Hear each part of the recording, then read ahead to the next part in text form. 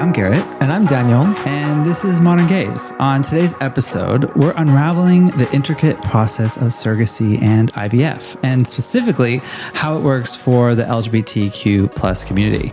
We're joined by Richard Westoby, who's not just a parent through surrogacy himself, but also the author of Our Journey, A Couple's Guide to U.S. Surrogacy, which we think is a vital resource for international intended parents.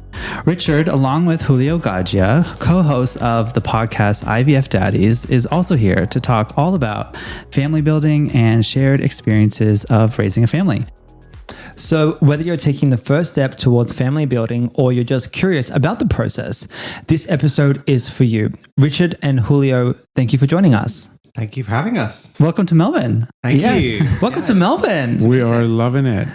Is this your first time here? This is my first time in Australia, my first time in Melbourne. And where are you from, Julio?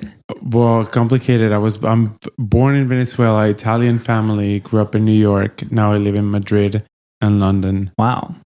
So what do you think? The food has been phenomenal. Coffee in Melbourne has been outstanding. And the weather has turned on. And the weather. But what I love and I understand the most about you, like from Venezuela, we grew up with tropical Christmas, New Year's. So I think for that we can relate to have warm weather. Christmas with snow and cold. Yeah, see, I love that. Yeah. We have so many friends here. They're like, oh, I'm looking for a white Christmas. I was like, it's cute. Like the moment it falls from the sky. And you're like, oh, this is majestic. And like, I can't deal with the cold weather. And quickly you're freezing and you're over it. And then you're like, get me inside. Yeah. Absolutely. But okay, anyway, so you're in Melbourne. And so why are you guys here? What are you working on? Who are you meeting? So I have been here. I was talking at a conference about how to make babies in an alternative method. Because I have 2 children through IVF egg donation and surrogacy. And part of my aim in life is educating people on how to basically make a family in a different way. It's so difficult to know where to turn to. I always say that you go online and there's so much information that you don't know. Correct. What am I supposed to be looking at? Who is telling me the truth? Is somebody saying do this because it's in their favor? Right. Or is it really do this because it's better for me? Absolutely. So I was talking at a conference. I've been seeing some people here today. And then Julio is here with me too. And the reason that I'm here is because of IVF Daddies. So I'm trying to record as much as possible and to meet a lot of people in the field. I live in between London and Madrid, and you can see that the law is completely different in every country in the jurisdictions. And in the US, it's like everything is legal, everything is perfect. And then you come back to Europe and then you have to readopt your kid and all of this. Like the legal implications and the process is so different from like country to country. Like it's the same for Australia, really. Australia is very similar in that regard. And I'm from Los Angeles, and I know just so many friends and family that have gone through IVF journeys, and not that they were easy by any means, but they had so much option and access and education, and it wasn't at all like a taboo or judgmental conversation. It was just so simple to find the right help, and here it's a bit different. It's known, it's understood. People have been doing it in California for 30 years. Right.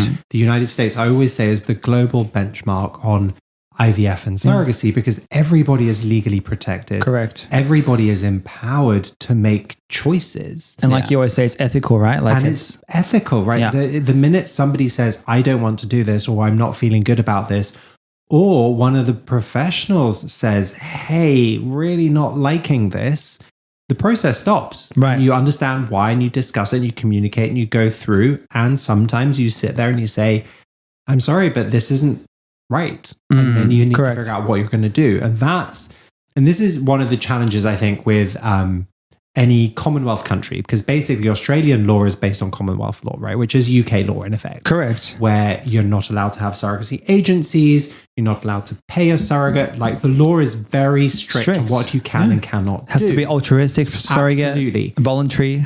Exactly. What they should be doing is actually bringing that law up to date, which is what they should be doing, in my opinion, is putting in the regulation to protect everybody. Absolutely. And that is what they're not doing. They're burying their head in the sand saying, you just can't do it. End of story. And that, I think, is the wrong way to do anything. Yeah. Right? It's because what does that do? It then leads people in this country to go underground, other countries, elsewhere where they can be taken advantage of, instead of being in an environment where they're protected. Which is so crazy to me, especially being an Australian, because gay marriage is legal. You can adopt, but surrogacy is like looked at so differently. It's a taboo. Yeah, it's so taboo. IVF, surprisingly, in general, is still taboo in this country. Yes. Interesting. More than in the US, at least, from my own experience. Well, for my understanding, there are laws that were made a long time ago, and back in the day, you wouldn't imagine that a baby belongs to any other person that the person that birthed Doesn't the deliver. baby. Correct. So, and I can understand that some countries have budgets for other laws that are more important, and why not to change it? But then I don't know anybody from Venezuela or my background that had anything to do with IVF. Wow. Other than one friend of mine from Venezuela in New York that I was holding her hand through the process of raising her eggs. Yeah. But it was always on the point of view of, you're too successful, you're going to intimidate men, you're never going to get married, you're never going to have kids. Right. And that it was, then you get the injections, you get the hormones, and then it wasn't a happy process at all. And then my friend and I were just investigating like obsessive people, just like I read on the internet that if you eat this type of raw sea urchin at this restaurant, you can get the best quality of eggs. So we were just the amount of oysters that we started eating. We were just we were just scrapping information of the internet to might be holistic, might be invented, might be like, so there is no knowledge. There's no real source of information or maybe I do have family members that have kids through IVF they will never say it. Correct. It's no secret that we've been talking about IVF. We've been talking about wanting to start a family. Starting a family, and like we started doing a little bit of research online, and it's not like we had anyone else to look up to and ask questions. Like except for Instagram, we looked to Instagram. So we connected with other dads that had gone through IVF or surrogacy, and we started asking them questions. And a lot of these families that share so much of their lives are advocates and are so valuable to the community. Well, they're also in the US. And where are other places that you can start your dream team journey, or like start kind of looking? Where do you start building the team that you want to start putting together? It really depends, right? Because when you talk about dream team, it's what is the dream team? So you need to almost think about your ecosystem. And you're sitting in the middle of that ecosystem. And who is there with you? You're going to have your IVF clinic. They're the people obviously are going to make the embryos, they're going to check your sperm, they're going to do the egg donation, all of that. And I didn't even think that was the first thing to look for. I didn't even realize that. You're talking about moral support and friends and family. No, we went straight to like thinking about who would be our egg donor. Wow. Wow. We went that far. Okay, I think we so even gone as you're further like as steps ahead. Yeah, I think we went even further. We were just like, we need to find a surrogate. And I thought, we had no idea. But this is the thing. So all of these things are actually, they are independent. So you can start with your surrogacy agency, 100%. But what happens if your surrogacy agency presents you with a surrogate and you don't even have embryos? It doesn't have to be a surrogacy agency. In this country, for example, what if your best friend offers to carry?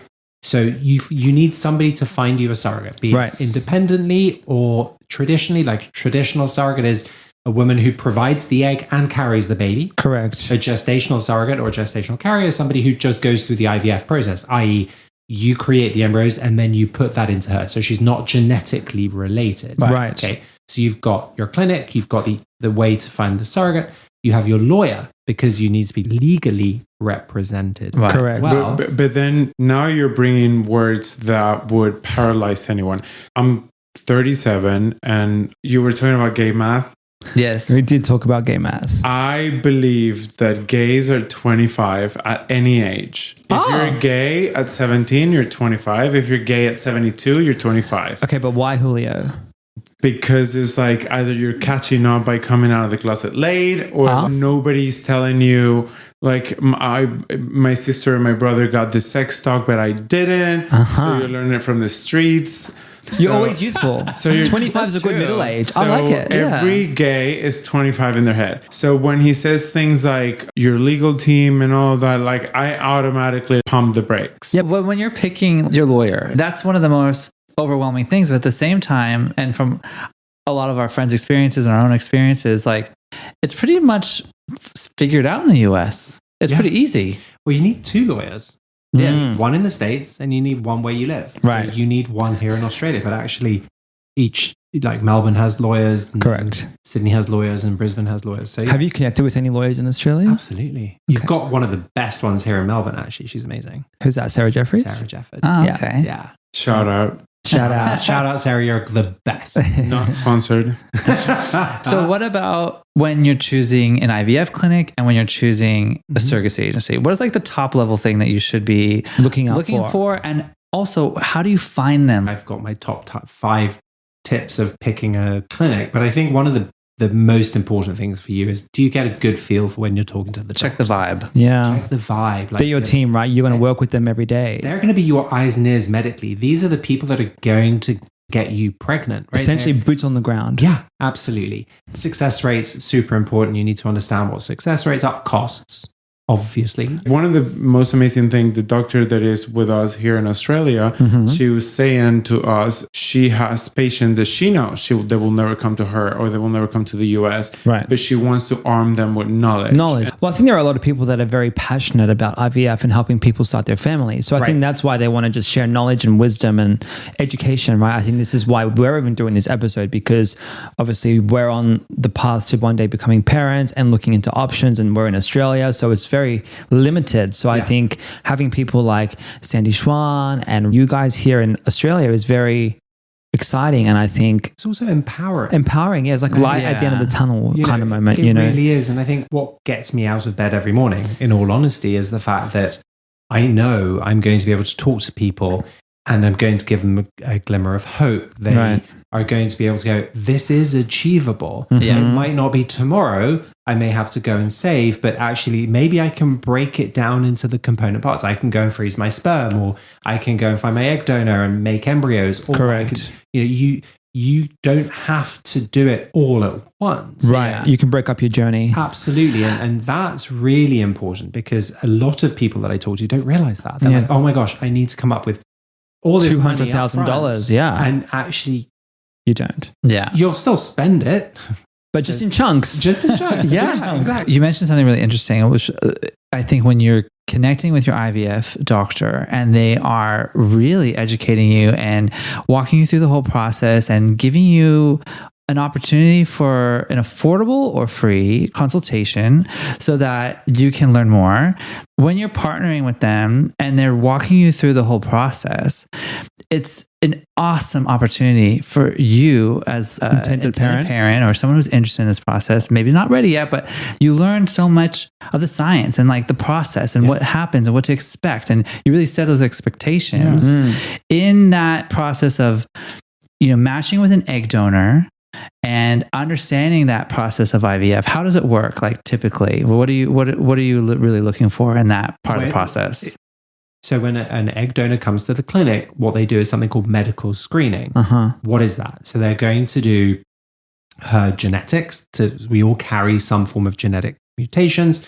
They're going to look at her ovaries, see how many eggs she has, like give her all of this basic fertility information. Yes. A lot of people don't realize you're going to go through an IVF cycle, which is the egg donor is going to come in. She's going to do injections. We're going to take out those eggs. We're then going to make embryos and freeze everything that we make. Correct. So in one IVF cycle, to your point, you can have multiple embryos. Say, for example, you get 6 or 8, and you can then freeze those. So you could, both of you provide sperm. You're making embryos now that you can then use in the future. Correct. Right. I think this is so valuable because a lot of people think, especially gay parents, right, with like 2 dads, they think, oh yeah, you just mix the sperm together and you put it into the egg. Not it's allowed like, to. not allowed. Like that's genetics. The one thing I want to say about an egg donor and finding the right person, it can be at least the most jarring immediate experience that you have because it's the first check. It's like literally checking you where it's like, okay, you ready for this? You really want to do this? Are you moving forward? Are you moving going to be my child. You are picking the other half of your child. It's really overwhelming. It's an oh my gosh moment. It's a big moment, especially when legal gets involved. Yeah, I have a different perspective on that because for me to even go with any single part of the process, I am damn sure if I'm already coming in a cup, like I am ready. This baby's coming. Right. At this point, nothing is going to stop me. Yeah. Exactly. Yeah. No, fair enough. At different stages of different parts of this whole journey, hopefully very early on, you go through a psychological screening where you're asked pretty hard questions. I mean, hopefully you're asking those questions yourself and you're having those conversations with your family. If you're going on this journey by yourself, like you have a good support system, or if you have your partner, but hopefully you're making that decision early on. Like, yes, I want to really do this. Correct. But I think that when you put your name on like the legal documents and you have made a financial commitment and a legal commitment and you have really kind of signed all the paperwork, you're starting to read a lot of information. You're starting to consider your will. You're starting to consider when you die, what happens if we break up? What happens on this? What happens with that? Like you're really kind of looking really fully. It's very heavy. And it gets really heavy. And I have an ex-husband and I have a boyfriend. Right. I have embryos with my ex-husband or Correct. I had, because we both have to sign a document that his genetic material, his embryos are his, mine are mine, right? These are things that you need to think about, because think about this. Say you do not have a will and for one reason or other you pass away. What's going to happen to those embryos? They are going to pass to your estate and somebody else then has to make a choice about what's going to happen. So if your children are old enough, they are making a decision about their brothers and sisters. That's right. Which is basically, by the time that happened, probably the government will destroy it, because there's a whole topic that is really dark and we really have to make moves around it, because the laws of embryos are very murky. Something that I wanted to ask you from the very beginning is, so when you're in your relationship and then you're going through this process, it's like planning a wedding. You can get like groomzilla. Is there a moment that you think you had a tension in the relationship that it was like you didn't agree with Babyzilla or something? I have an ex-husband. Oh yeah. Well, I think speaking let's move on swiftly from that. But the kids are 12. Not in the middle of the eggs. He's a very, very nice man and we're great friends. Exactly. I was joking. I think it's very easy to get overwhelmed when you're doing anything. Yes. And going back to what we were saying before about having your team, your ecosystem, that part of that ecosystem is the support network. Yeah. And having the people who are there to guide you and frankly, to be that shoulder that is sometimes just to listen. Correct. Really important. And it can be that it could be your doctor, it could be your lawyer, it could be anybody. It could be me. Exactly. Right? Like reach out to us. That's right. We've done it. Like we'll help you. And like you guys say on your podcast, right? Like, you're not lawyers, you're not doctors, but you guys have been through the process. You are a dad, but you picked your egg donors and navigating the legal process. What are some of the things that you personally learned about or needed to navigate when you went through your journey? Well, I think we hit it on the nail on the head earlier when we were saying things about the legals, right? In the United States, everybody's legally protected. In the UK, you're not. For example, if you are a surrogate and you're carrying a baby with no genetic link and you give birth to that baby, you have legal rights to that child. Correct. You don't. In America, you don't. Like that's all court. You have a court judgment. So it's like the parentage order, right? So like the main thing is, from what we've understood, is that the parentage order is filed before you even go into... Well, it depends. In the US? In the US, you can have a pre-birth state or a post-birth state. Right. So a pre-birth state is where at around 26 weeks of pregnancy, you go to court and the court says, the second this child is born, it's yours. Can't do it before because obviously it's in uteros. A post-birth state, which is what I had, is the child is born and then you go to court to be recognized. So there's this weird... Is it like adoption or is it different? It's different. You can do step parent adoption, which you have to do in certain states, which is where the genetic father is on the birth certificate and then the non-genetic father has to do a step parent adoption. Interesting. Yeah. But then there are lots of other states, California being one of them, you're parent one, parent two. Right. But my children have, I think, 5 or 6 birth certificates. Wow. So they have one. Wow. I am trying to find my birth certificate from Venezuela. And then if somebody has to tell me that I have 5. Yeah. But they have one with the surrogate's name on it. They have one with the surrogate and parent 1. Wow. They have one with parent 1. Then they have one with parent 1 and 2. Stop it. In America. So do they eventually get destroyed in like the most the latest one? Is It becomes a sealed record. Okay. And then they have a UK one recognizing the American one. Wow. It's crazy. But yeah, my kids have 5 birth certificates. And that's the easiest part. If you have to go to different countries in Europe, you have to go through adoption. Yeah. So if we could just simplify that in a way that it sounds positive and just, again, a glimmer of hope, how can you describe that process? Well, I guess a genetic parent is always going to be on the birth certificate. Right. And what we're seeing in Europe is non-genetic parents being removed from birth certificates. For example, in Italy, it's happened now, I think 5 or 6 times where the government has removed one of the mothers from the birth certificate saying this is not right. That's crazy. But the genetic parent will always be on that birth certificate. Yeah. So it sounds hilarious to me that when there's a lot of conversation about what's best for the child, but you're creating so much trauma in the core parental unit or the people that are caring for that child and going through that. And like, I'm sure everyone who is in these situations tries their hardest to protect their children, but there's just so much legal loopholes and trauma and just so much sadness and confusion and dehumanizing. When I met Richard, for me, I'd say it to him every day. I want the Happy Meal. I want the fries, the burgers, and the soda. I wouldn't want him just alone. Aww. Like, the kids are part of him. I knew what I was getting into. Well, everyone has a life, right? Like, everyone has a life before you meet somebody. So you always come with something, whether it's baggage, whether it's exes, whether it's kids, whether it's... ghost them. We ghost them, yeah. Once you've matched with your egg donor, you've gone through the legal, and then you find your gestational surrogate or your surrogate. I think, like, what would you say, like, are some tips that people can set that are going through the journey to kind of stay resilient and stay on track and stay on that end goal? We're talking about this process like it's incredibly easy. Right. It isn't. It's not. Emotionally, it's a roller coaster. So I think my top tip is figure out the ways to make the highs less high and the lows less low. Right. It's always going to be up and down. And how are you going to do that? Well, that's by, again, going back to your ecosystem. You've got to trust your doctor. You've got to trust your support system. They've got to be there. And that's not always easy. Right. But I have an open donor or a known donor. And once a year we email. So I send her an email of a picture of the children, what they've done that year. And That's then sweet. she replies. That's nice. Which is amazing because actually we have a record of every year. Oh, sweet. Going back 12 years, so that if the children ever decide to reach out to her to say, hey, why did you do an egg donation? What's going on? At least she has an inkling of who they are. What's going on? They can have the And same. did you do that with your surrogate also? Do you still remain in touch with her? We were in touch with our surrogate for many years. Yeah. And one reason or another, we're not now. Yeah, fair. You know, again, life changes. happens over time. Yeah, I get life that. changes, exactly. Yeah. But I think going back to what you were just saying about, post surrogacy, you become a parent. Doesn't, everyone says, oh, you're a gay dad. Well, I'm a dad. I'm a dad, exactly. I'm a dad. It doesn't matter how you get there, exactly. Right? Yeah. During the process, again, you just need to communicate.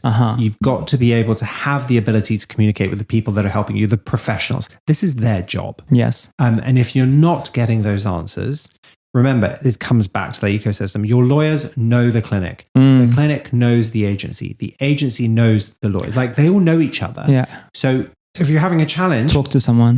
Yeah. I feel like it's very similar. We got married like about 1.5 years ago, and we were speaking with vendors, like photographers and receptions and videographers. Everyone was like, who are you working with? Who is this person? Like, we know everybody. Let me give you referrals, right? And I feel like it's similar to you, right? Like, you're like starting point, you can refer people to their IVF clinics or you can refer them to their surrogacy agency. And then that builds the entire team, right? It really does. But you have to be careful with that because sometimes you don't know what the vested interest of the referral is. Correct. Right. So there are great networks out there, Men Having Babies, Gays with Kids. I know you guys know them very well as well. They are fantastic organizations. We can help you. Right. but it's almost like you need to really think through what is working for you, because there's that asymmetry of information. I have all the info, but you don't know what you don't know. You also taught us something very fascinating, which we share with everyone that we know now. God, what did I say? And it is the fact that for all the men out there, the load that you ejaculate on that day wasn't created that day. No. It was created how many days, Richard? About 60, 40, 70 days before. Yeah. Which is crazy. So, which I is hold on crazy. to that knowledge so I know. much. Well, you've got to listen on Wednesday to my podcast because I'm talking about all me blowing my load. Everything's sperm related? Yes. Everything's sperm related. Now I know where you have your briefs and Boxer shorts. Yeah. Don't wear tight pants. Anything that heats up your balls is going to be bad for sperm. So anything that you put into your body up to basically 2.5 months before you ejaculate is going to affect your sperm. So smoking, drinking, alcohol is bad. Stress is bad. But what is good? Antioxidants, coenzyme Q10. Right. Like all of those things, working out. But hot saunas, Steam rooms. Hot yoga. hot yoga. No bueno. No high bueno. underwear. No bueno. Well, Julio and Richard, thank you guys so much for joining Modern Gaze. We're glad that we got to get you while you were down under in Melbourne, Australia. Thank you for having us. It's been fabulous. Absolutely. And thank you for sharing your story and lighting the path for creating an LGBTQ plus family. Yes, of course. Well, remember, everyone listening at home, that you're not alone and there's a whole community here to support you. For more stories like Richard and Julio's, head over to our website and follow us on Instagram at Modern Gaze. We've also included links to connect with these IVF daddies in our episode notes, so check that out. And we'll be back next week with more amazing relationship advice from Love Daddy Trev. Hey, Garrett, I think there's a trend here surrounding ourselves with some daddies. Oh my gosh, IVF daddies, love daddies, and soon maybe we'll be calling ourselves modern daddies too. Maybe soon. Until next week, keep owning your authentic self and building that vibrant life you've always wanted. Bye, guys. Bye. Hey, everyone. Thanks for listening to Modern Gaze. We hope you're enjoying our podcast so far. Make sure that you follow, turn on alerts, and even turn on auto downloads so that you get our episodes first. Our episodes come out every Tuesday and they stream anywhere podcasts play.